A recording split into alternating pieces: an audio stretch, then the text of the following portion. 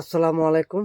আজকে নিশ্চয় ভালো কিছু ডাক্তার নায়েক জাকির হোসেনের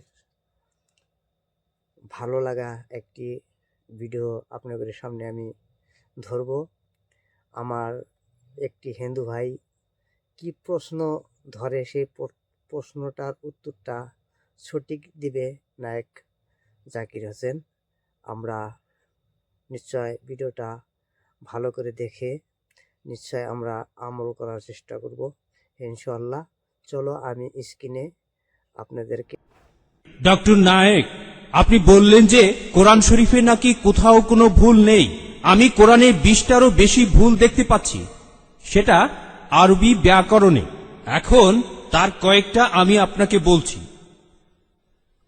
ইন্নাল্লাযীনা আমানু ওয়াল্লাযীনা হাদু ওয়াস-সাবিউন, এটা আছে সূরা বাকারায় আর সূরা হাজে। ইন্নাল্লাযীনা আমানু ওয়াল্লাযীনা হাদু ওয়াস-সাবিউন, এখানে কোনটা ঠিক, সাবিউন নাকি সাবিউন? অনেক সুন্দর 1 নম্বর।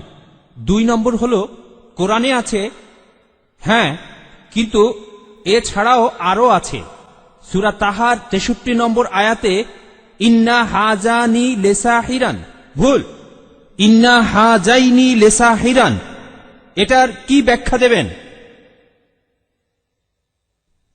এছাড়াও আমি আরো অনেক ভুলের কথা জানি। এক্সকিউজ মি, আমরা শুধু প্রথম প্রশ্নটা গ্রহণ করব, সময়ের অভাবে দ্বিতীয় প্রশ্নটা গ্রহণ করতে ঠিক পারছি আছে, না।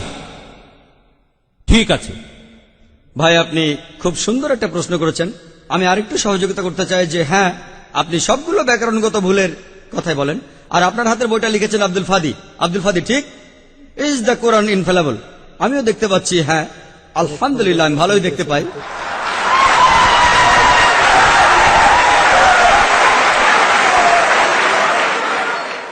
সুবহানাল্লাহ। আমি এই 20টা ভুলের সবগুলোর উত্তর দেব, কারণ আমি বইটা পড়েছি।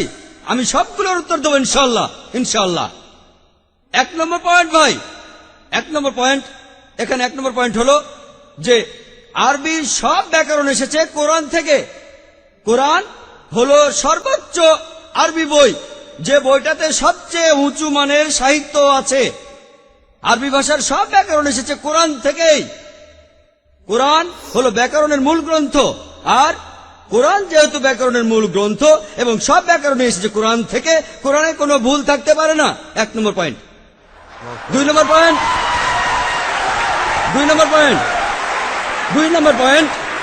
ব্যাপারটা এরকম যে আপনি একটা রুলার নিলেন, আর সেই রুলারের গায়ে দাগ কাটা আছে, তারপর বললেন যে মাপটা ভুল হয়েছে।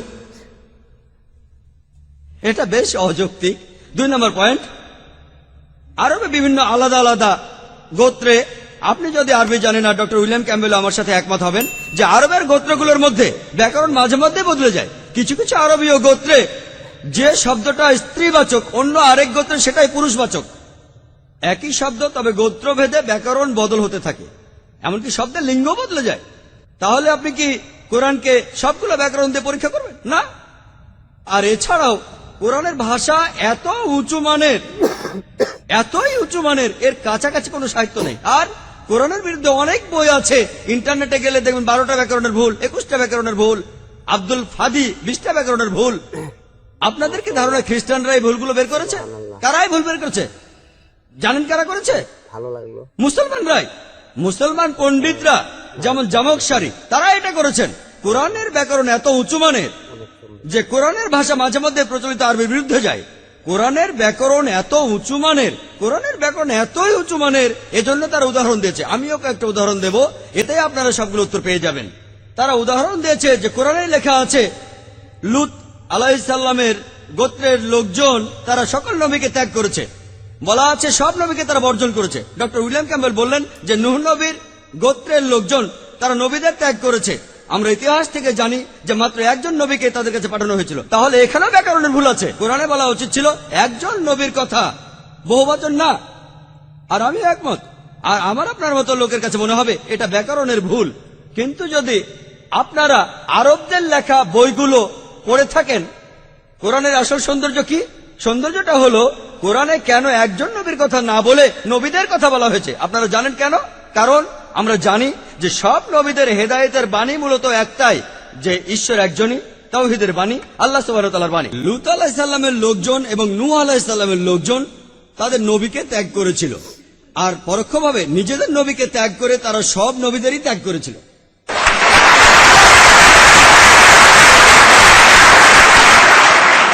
সৌন্দর্যটা দেখেন, ভাষার অলংকার দেখেন, আলহামদুলিল্লাহ। আপনার মনে হতে পারে এটা ব্যাকরণের ভুল, কিন্তু এটা ভুল নয়। একইভাবে নূর সারওয়ার নামে একজন বলেছেন যে কোরআন বলছে কুন ফা ইয়াকুন, হ বললে হয়ে যায়। এটা নাকি হবে কুন ফা কানা, হ বললে হয়ে যেত। প্রশ্নের উত্তর দিলেন। হ্যাঁ, আরবির পাস্ট টেন্সে কুন ফা কানা, কুন ফা ইয়াকুন নয়, কিন্তু কুন ফা ইয়াকুন আরো উঁচু মানের। বলা আছে আল্লাহ তিনি ছিলেন, আছেন আর থাকবেন, অতীত, বর্তমান আর ভবিষ্যৎ। Thank you doctor Naik. করে এইভাবে দেওয়ার জন্য চেষ্টা করব। আর অনেক ভালো লাগলো ভিডিওটা। আপনাকে করে সবাইকে অসংখ্য ধন্যবাদ ভিডিওটা দেখার জন্য।